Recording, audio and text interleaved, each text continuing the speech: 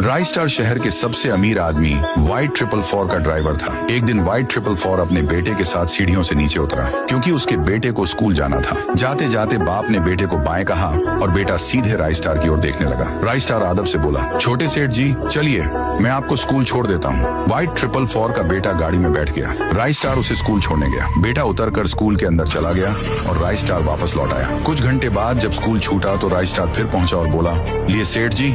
लेकिन वाइट 444 का बेटा भाव तक नहीं देता, गाड़ी में बैठ जाता है। राय स्टार उसे लेकर बंगले तक आता है और कहता है, उतर जाइए। बेटा उतरकर अंदर भाग जाता है और राय स्टार अपना दिन का काम खत्म कर घर लौटने निकल पड़ता है। घर पहुंचकर राय स्टार ने देखा कि उसका बेटा किसी लड़की के साथ दिल बहला रहा था। अचानक उसे देखकर दोनों रुक गए।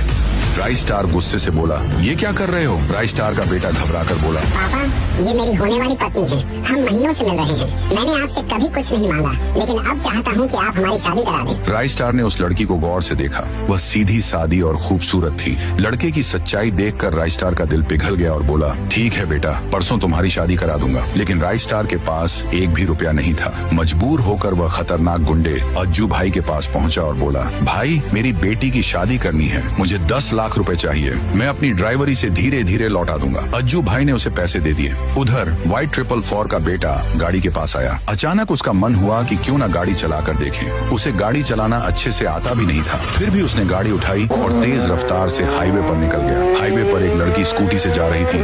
वाइट 444 के बेटे ने तेज रफ्तार में उसे टक्कर मार दी। स्कूटी चकनाचूर हो गई और लड़की वहीं पर मर गई।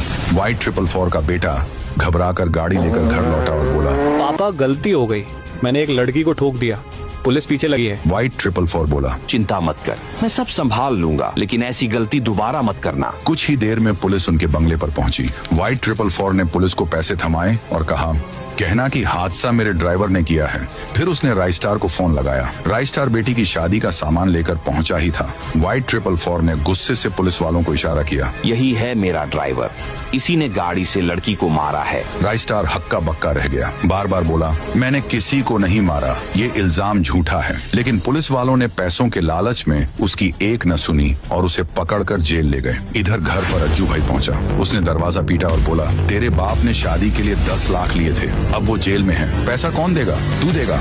राय स्टार का बेटा तिलमिला उठता है और कहता, मेरे पापा को झूठा इल्जाम लगाकर जेल भिजवाया गया है, उन्होंने किसी को नहीं मारा। अब अज्जू भाई का कर्ज चुकाना और बाप को जेल से छुड़ाना, ये दोनों जिम्मेदारी राय स्टार के बेटे के कंधों पर आ गई।